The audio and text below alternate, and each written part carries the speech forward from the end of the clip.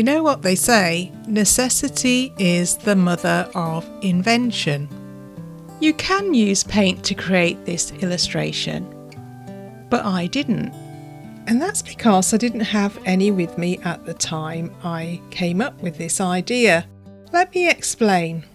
Hi, I'm Diane. I like to go out for walks and record what I see in my sketchbook. This is Lynch Lodge in Alwalton in Cambridgeshire, and I stayed here for a few days with a friend when we were doing a long distance walk along the Nene River. We would return each day and do some drawings of the walk we'd just experienced, and I took this travel kit with me, which didn't include your conventional paints. It was when I was away that I discovered I didn't have any yellow or red paint for the flowers I'd seen, so I had to come up with a solution. But first of all, let's go through what I did actually take with me. I bought this bag from Amazon called The Pouch, and I used it to store all my materials. You can either use it with the handle to carry it around or without. You can fit a lot in this, and one of the things I took were these acrylic inks in water brushes. I've made a whole other video about this, but they are really great to take with you when you're out and about. You can fill these water brushes with whatever coloured ink you like. It also included the general stuff like graphite pencils. I love these Posca paint pens, especially the white one. And instead of carrying a really heavy sketchbook, I've started just to take a selection of coloured paper with me and some squares of watercolour paper. The brown one is craft paper, and then the coloured papers are cartridge paper, or you could use card. Then I use them either to paint on directly, or I glue the paper onto the brown craft card. I'm going to show you how I do all this later in the video, and also this is giving you a sneak preview of some of the videos I made about the walk we've been doing. You can find out more about our walk along the Nene River in the pinned comment. I've created this concertina style sketchbook where I glue in all my illustrations after I've done the walk and make notes on where we've been. The other things that I took with me are these Inktense sticks. You can get these as pencils, but I quite like the sticks. I use them with this water brush with water in it, and the water activates the ink in the sticks and you can use it to create your illustrations. I also really like these Micron black fine liner pens in different sizes. And I think that's all I took with me. And now I'm going to recreate what I do when I get home as inspiration for a spread in my nature journal. And one of the things I like to get ideas from is Pinterest. This particular illustration caught my eye because I like how the colours were balanced across the page. We've got the yellow on blue at the top and the purple on yellow at the bottom. The illustrator is Carrie Carlson. I'm not going to copy this illustration, but I am going to use the idea of having different coloured backgrounds for each of the flowers. The other source of inspiration that I'm going to use is all the wild plants that I saw on the walk that we did, as well as a few wild plants that I'd seen growing in people's gardens. I really love these poppy seed heads. We used to call them pepper pots because the seeds come out of the top. And I love this plant because it's a lovely purple colour. I tried to choose plants with lots of different colours for my spread. And I'm going to explain my idea and why I've chosen these as inspiration as we go along. This is a nature journal I've been trying to finish for ages, and I'm going to use this concertina style sketchbook of the walk as inspiration. And the first thing to do is to decide where each plant's going to be on the page. And then it's time to add in some coloured backgrounds. I got the idea for this in the illustration I showed earlier. This is Payne's Grey and it's an acrylic ink in a water brush. As I said earlier, I take these with me when I go out sketching. And it's a great way of having an instant way of adding colour to the page while you're on the go. As you can see, the colours I've chosen are Payne's Grey, purple, green and yellow. My idea is to balance the colours out with coloured backgrounds, but also the colour of the wildflowers on top.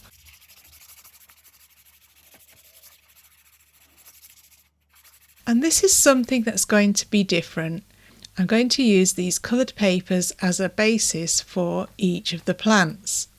I've got a whole stash of papers saved over from previous projects. I came up with this idea when I was away staying at Lynch Lodge. I'd forgotten to bring yellow and red paint and I needed a vibrant colour, but I did have these coloured papers, so I used them as a basis instead. The first plant I'm going to do is these poppy seed heads.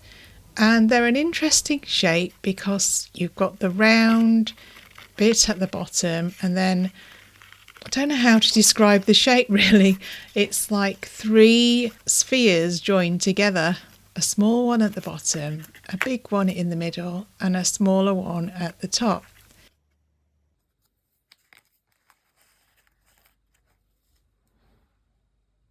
Just to say also that this is a general shape of the plant that you need to do. I draw it on first and then cut it out, and these are going to be glued to the background. This is how I made my sketches while I was away. I used these papers to glue onto the brown craft paper and then I added detail over the top. And here you can see I'm creating one of the leaves for the dandelion. This is how I came up with the solution of not having yellow, green and red paints with me. The 2 flower heads are going to be positioned on top of the leaves. You can see that the leaves of the dandelion are this interesting shape. It's almost like an arrowhead at the top.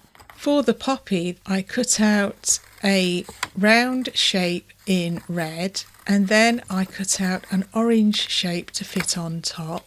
And the last detail to add is the green part in the middle.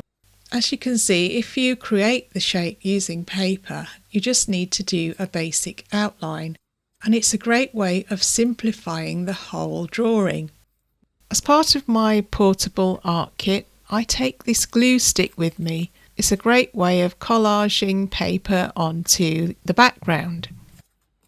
I originally wanted to have the yellow flag iris on the top left, but I decided to go with this purple plant because I thought the colours would balance out. You'll see what I mean when I finish the illustration. I also like the idea of having different backgrounds rather than just the blank white page.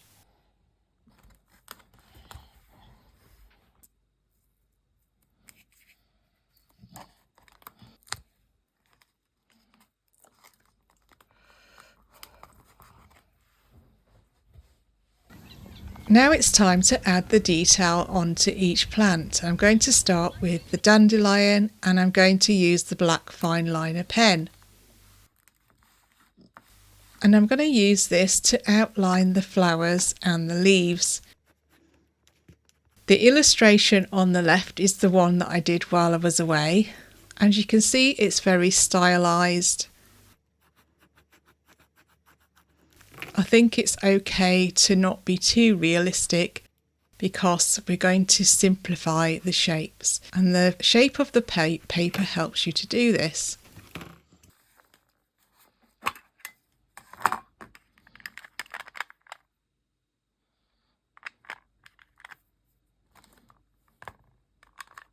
These Inktense sticks, you can also get them as pencils, but I quite like these sticks because you can activate them with the water brush and add some colour onto your shapes. They're a bit different than using watercolours because they're much more vibrant, but they are still slightly translucent. So the base colour of the paper shows through underneath. I really like the fact that I discovered this technique.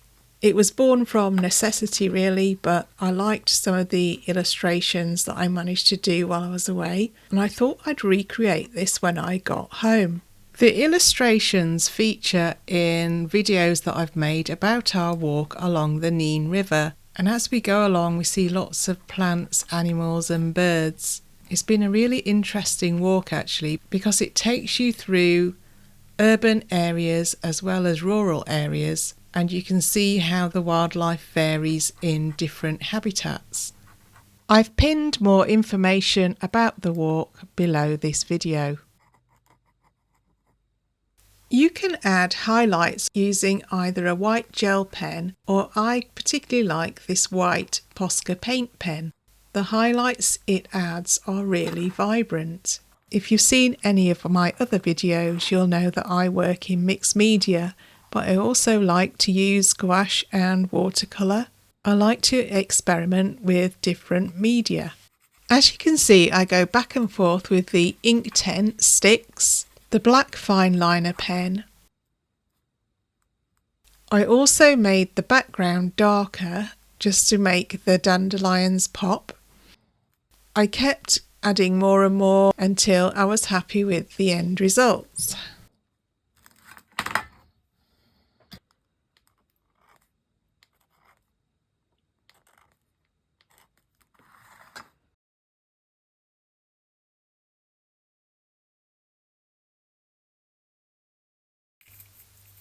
I've had these poppy seed heads for quite a while now, and I noticed that the seeds were actually coming out, and it was great fun getting them to come out of the top, very much like a pepper pot. But obviously it made a big mess all over my table and my sketchbook, but I did enjoy scattering the seeds, and I'm going to plant them later. I then used the poppy seed heads as a reference while I drew in the black outlines. And these were really easy to do. I did cheat and use a ruler for the stems and then regretted it later because it looked too straight. I find it difficult to draw a very long straight line, so using a ruler is helpful. But this is something that my art teacher at school would have told us not to do. And now to get out the Inktense sticks, and you can, instead of activating them with a water brush, just draw directly onto your sketch, and then you can add water to them or leave them as they are. As I said, you can get these Inktense as pencils. I love these sticks because they're very versatile, and I think it is a type of ink.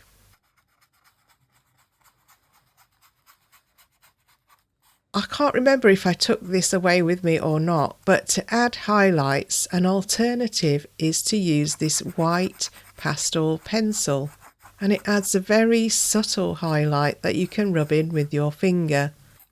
And I also added some dots to represent some seeds coming out of the top. And now it's on to the buttercups, and I love the shape of this flower. The buttercup, as its name suggests, is a cup, as in the petals all fold up around the centre of the flower and makes this lovely bowl shape. We did see whole fields full of this plant. They are regarded as a weed in the garden, but I just love them. So the shape of the flower head is very easy to do. There are 5 petals, and the shape of the petal is a bit like a heart at the top. So imagine the flower head as being a bit like a bowl, and have that in your mind when you're drawing in the black outline. The leaves are quite interesting because they're quite raggedy. The bud of the plant is white, and it does look very pretty in an illustration.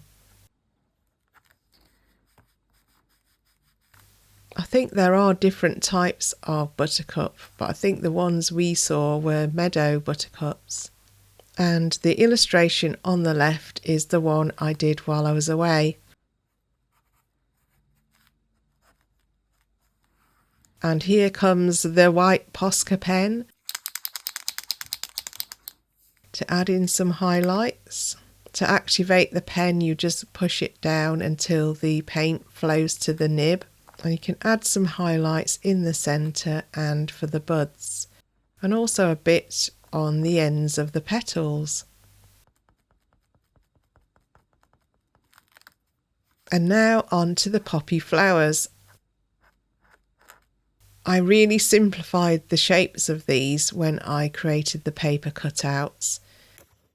And when I added on the black detail, it was actually quite easy to make it look like a poppy. I know this is a stylised version, but I actually quite liked it in the end. If you notice that in the centre of the poppy are these black, I think they're called stamens, and they come out from the centre. All it is a line with a dot on the end, and you just do that around the centre.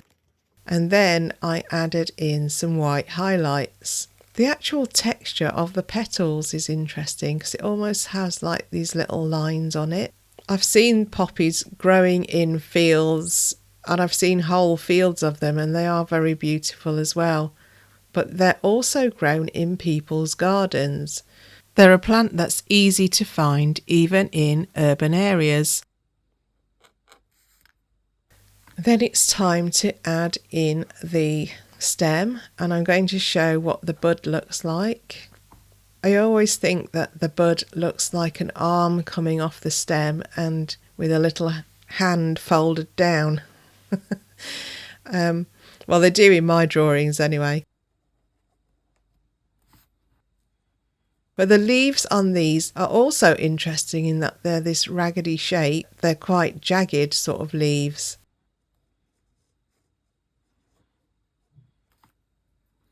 And then it's time for the Inktense stick.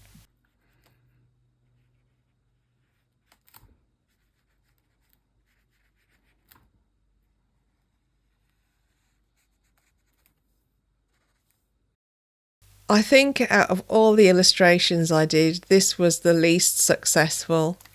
It came out looking more abstract and didn't really look like the plant, but I thought it was okay.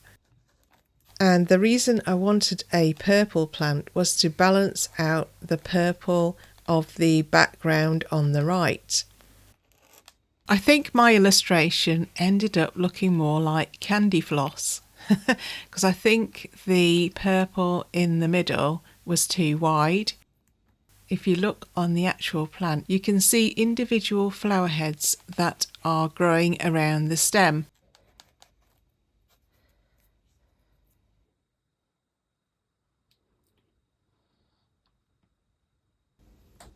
I'm not keen on how divided this looks. That there, that patch there, it needs to be more cohesive. So I'm going to add more to the background. I went back in and added in overlapping colour onto the next page.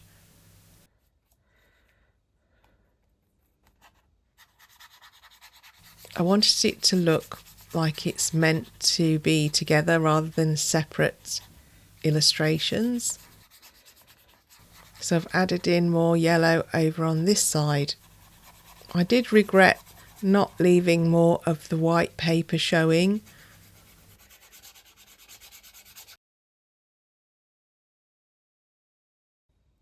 I added in white paint over the top, which I would have preferred not to do because I thought the lettering would stand out more on a white background. I'm using the water brush with black acrylic ink in it to write wildflowers across the centre.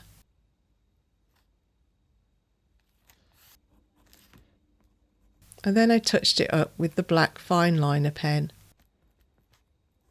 I really enjoyed adding in the text, so I thought it brought the whole illustration together.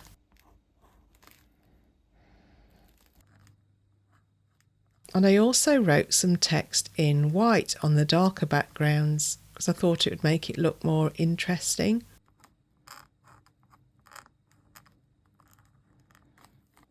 I thought I don't have to write everything in a straight line. I could have the text curving around the illustration. And then I thought it still doesn't look right, so I added in another poppy at the top left, just so it doesn't look too separated out. And I made it look really tall.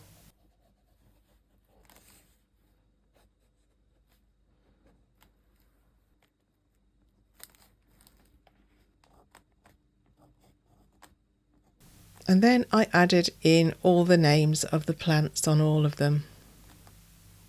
So did I succeed in making this work?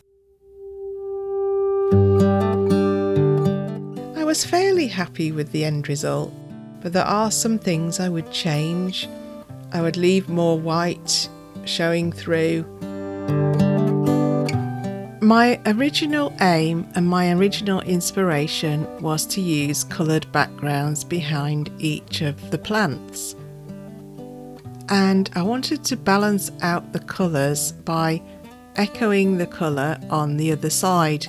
So for example, I've got the purple plant at the top and the dark purple background behind the dandelion.